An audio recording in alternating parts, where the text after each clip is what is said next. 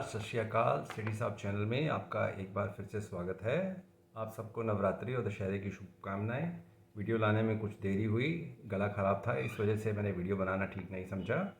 तो चलिए आगे बढ़ते हैं। आगे बढ़ने से पहले प्लीज़ चैनल को लाइक, सब्सक्राइब और शेयर कर दें और वीडियो को पूरा देखें। धन्यवाद। तो दोस्तों, हमारा आज का टॉपिक है हमारे प्रधानमंत्री नरेंद्र मोदी जी को देखकर ये पाकिस्तानी जलते क्यों हैं। क्यों ये उनको गुजरात का बूचर, चाय वाला और ये और वो बकवास मारते रहते हैं। मैं अक्सर जो पाकिस्तानी वीडियोस देखता हूँ, कभी कभी उनमें जो मुझे नज़र आता है, बड़ी ही जलन नज़र आती है मोदी जी के लिए। और ये पाकिस्तानी उनको बड़ी ही मतलब अजीब तरह से उनके बारे में बात करते हैं। इन बेवकूफ़ों को इतनी भी समझ नहीं है कि आदमी की पहचान क्या है, वो किस तरह के प्रधानमंत्री हैं। अपने देश के प्रधानमंत्रियों से तो ये कभी उनको मिलाते ही नहीं हैं। पाकिस्तानियों, मैं तुम्हें आज एक बात बताऊं, मोदी जी के लिए देश पहले है। देश पहले है, राजनीति बाद में है। उनकी जो पॉलिसीज़ होती हैं वो इंडिया सेंट्रिक होती हैं, यानी कि भारत के हित पहले, इंडिया फर्स्ट। वो जहाँ पर भी जो भी बात करेंगे देश के हित की बात करते हैं। आपके प्रधानमंत्रियों की तरह अपनी गल्ले नहीं भरते हैं और अपने फ़ायदे नहीं देखते हैं, अपने राजनीतिक फ़ायदे नहीं देखते हैं। और वो सभी कम्युनिटीज़ के लिए इकट्ठा मिलकर काम करते हैं। वो एक देश के एक प्रधानमंत्री की तरह काम करते हैं, ना कि किसी विशेष समूह के, किसी विशेष धर्म के व्यक्ति होने के नाते उस धर्म के लिए काम करते हैं। उन्होंने अपने चुनावी वादे पूरे किए हैं, चाहे वो राम मंदिर का केस हो, उसको आगे बढ़ाना हो, या फिर कश्मीर से उन्होंने जो धारा 370 हटाई, 376 हटाई। आप देखिए कितने दृढ़ता से उन्होंने उसको इम्प्लीमेंट किया और आज कश्मीर भारत का एक अभिन्न अंग है ही है। वो तो पहले से था, लेकिन उन्होंने जो उसमें पुराने कानून बने हुए थे, कितनी मजबूती से उसको ख़त्म किया और नए सिस्टम्स को लागू किया। आज कश्मीर की जनता भारत से बहुत खुश है। तुम्हारे देश में क्या होता है पाकिस्तानियों? अपने प्रधानमंत्री को देखो ज़रा, कुछ भी नहीं करते वो तुम्हारे देश के लिए। तो तुम एक ऐसे क्यों किसी पर उंगली उठाते हो? फिर देखिए उन्होंने देश की इकनॉमी को अपने 9-10 साल की राज में कहाँ से कहाँ पहुँचा दिया। जबकि तुम्हारा जो प्रधानमंत्री था, ये अभी जब कश्मीर का मामला हुआ था 2 ढाई 3 साल पहले, जब ये धाराएँ हटाई गई थी कश्मीर से, तो तुम्हारे इमरान खान का कुछ बस तो चला नहीं। तो उसने क्या किया, अपना अब देश को, अपने पाकिस्तान की जनता को साथे रखने के लिए उसने भारत से व्यापार बंद कर दिया। इससे भारत का क्या नुकसान हुआ? इससे भारत का कोई नुकसान नहीं हुआ। इससे इमरान खान का फ़ायदा हुआ और पाकिस्तानी जनता का नुकसान हुआ। आपको व्यापार में सब्जियां बंद होने से सब्जियां मिलनी महंगी हो गई। कितनी चीज़ों का आदान प्रदान था वो सब बंद हो गया। आपका जो आना जाना था उस पर तो बैन लग गया। वीज़ा इंडिया का मिलना पाकिस्तानी के लिए तो एक सपना बन गया है। शायद अमेरिका का वीज़ा आपको मिल जाता है, भारत का वीज़ा नहीं मिलता आपको। ये आपके इमरान खान की देन है। फिर आप देखिए, आपके देश के जो प्रधानमंत्री रहे हैं इमरान खान, उनके कार्यकाल में ही, ख़त्म होने के आसपास के वक्त में ही, आटे का जो आपका बुरान है वो शुरू हो गया था। आटे की कमी शुरू हो गई थी। अगर उस टाइम आपकी सरकार ने कोई मेजरमेंट्स लिए होते तो आज आप इस तरह की कमी से नहीं जूझ रहे होते। तो आप कहते हो चाय वाला है प्रधानमंत्री भारत का। देख लो चाय वाले ने कहाँ से कहाँ पहुँचा दिया। उन्होंने कितनी स्कीम्स लगाई, कितनी डेवलपमेंट कर दी इंडिया की। फिर भाई आप क्यों जलते हो मोदी जी से? हैं, 2 टर्म हो चुके हैं उनके। आपके यहाँ तो कोई प्रधानमंत्री एक टर्म भी पूरी नहीं करता है। आपके जनरल ज़रूर 2-2 3-3 टर्म के लिए राष्ट्रपति या बने होंगे या कभी कुछ हुआ होगा, लेकिन आपके यहाँ तो इस तरह से कोई भी टर्म पूरी नहीं करता है। फिर आप देखिए व्यापारियों के लिए उन्होंने कितना अच्छा किया, जीएसटी को लागू कर दिया।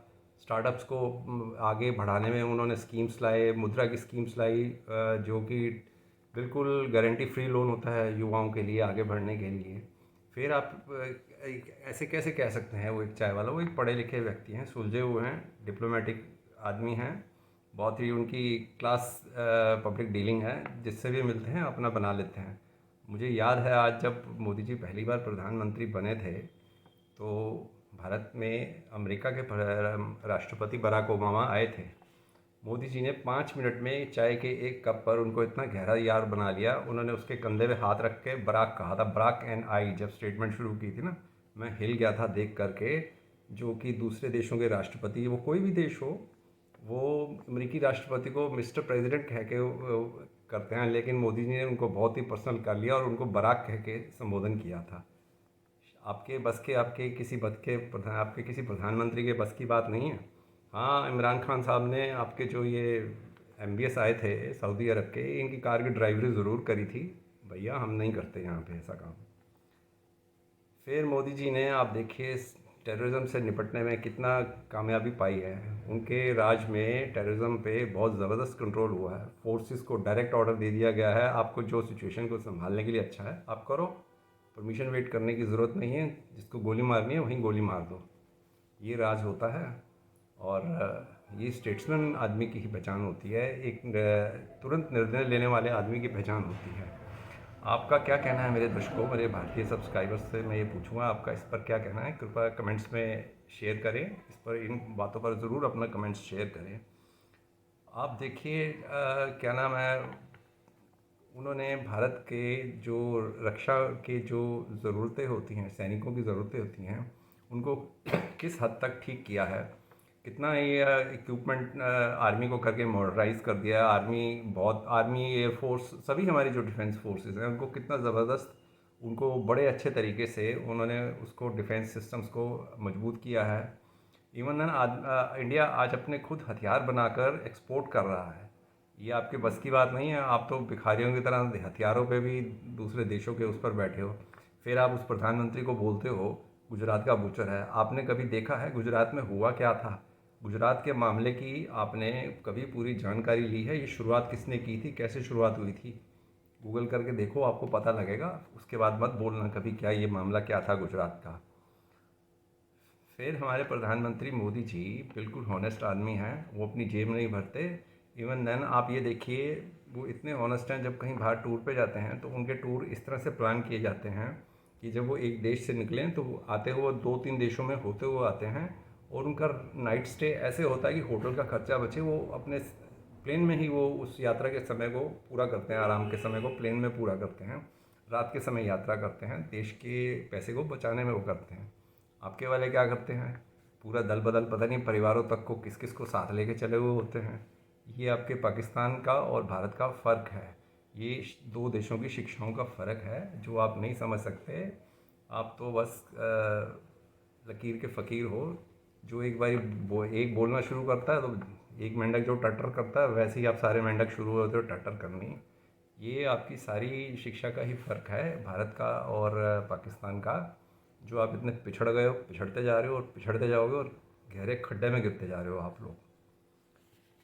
चलिए वीडियो को यहीं बंद करते हैं। अगला वीडियो हम थोड़ा सा, आपको पता है कि आजकल इज़राइल और हमास का जो गाज़ा में चल रहा है इस पर करेंगे। और मैं आपको बताऊंगा जो आज फ़िलिस्तीन के लिए झंडा लेके खड़े हुए हैं ना पाकिस्तानी, एक समय में इन्होंने कई हज़ार फ़िलिस्तीनी मारे थे। ये कहते हैं कि फ़िलिस्तीन के लिए आज बात कर रहे हैं, और ये ही वो लोग थे जिन्होंने एक समय वर्षों पहले फ़िलिस्तीनियों की हत्या की थी।